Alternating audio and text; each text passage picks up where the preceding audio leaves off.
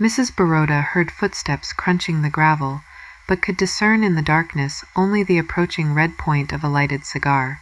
She knew it was Gouvernail, for her husband did not smoke.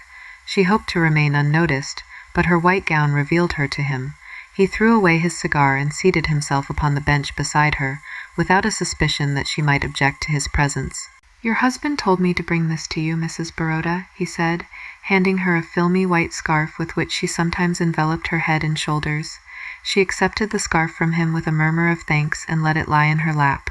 He made some commonplace observation upon the baneful effect of the night air at the season.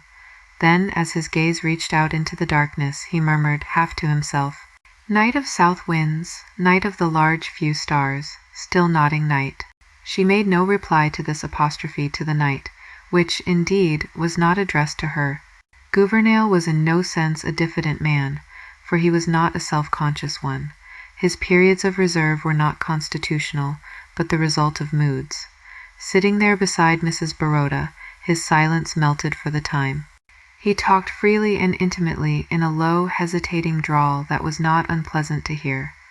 He talked of the old college days when he and Gaston had been a good deal to each other, of the days of keen and blind ambitions and large intentions. Now there was left with him, at least, a philosophic acquiescence to the existing order, only a desire to be permitted to exist, with now and then a little whiff of genuine life, such as he was breathing now. Her mind only vaguely grasped what he was saying. Her physical being was for the moment predominant. She was not thinking of his words, only drinking in the tones of his voice. She wanted to reach out her hand in the darkness and touch him with the sensitive tips of her fingers upon the face or the lips. She wanted to draw close to him and whisper against his cheek.